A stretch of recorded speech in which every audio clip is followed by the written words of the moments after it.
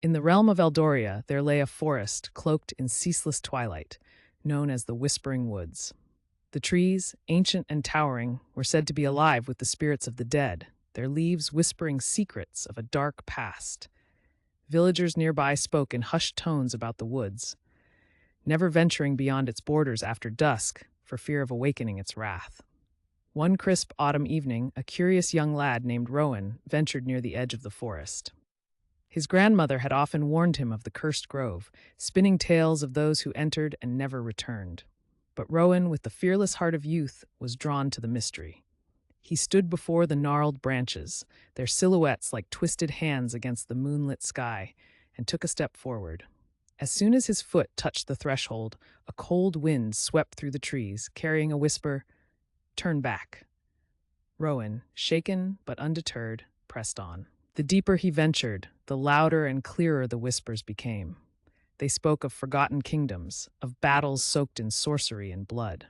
After wandering for what felt like hours, Rowan came upon a clearing where the moon shone bright, revealing an ancient stone at its center.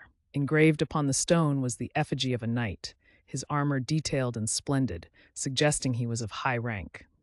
The whispers grew urgent, pleading Rowan to leave.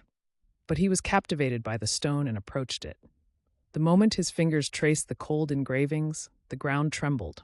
Before him materialized the apparition of a knight clad in the very armor from the stone. The spectral figure bore a sorrowful expression and spoke in a grave, resonant voice, "Thank you, young wanderer, for releasing me from my eternal prison." Rowan, paralyzed with awe and fear, listened as the spirit recounted his tale. He was Sir Aldrich, a knight who had been trapped within the stone by a malicious sorceress during a great battle, cursed to witness the decay of nature and the agony of his fallen comrades.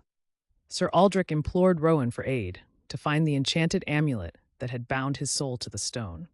Only then could the curse be lifted. The whispers of the forest, now discernible, were the cries of his comrades, also trapped in ethereal forms, longing to be freed. Guided by Sir Aldrich's spectral glow, Rowan embarked on a quest deep into the heart of the Whispering Woods. Each spirit they liberated along the way joined their cause, bolstering Rowan's resolve and lighting the forest with phantasmal fire. They faced trials, each more perilous than the last, set by the remnants of the sorceress's dark magic. Shadowy creatures that lurked just beyond sight, twisted thorns that writhed like serpents, and illusions that threatened to trap Rowan's mind in infinite despair.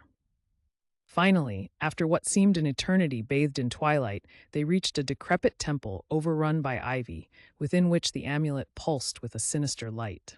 Using the combined might of the spirits, Rowan shattered the amulet, its pieces scattering like stars falling from the night sky.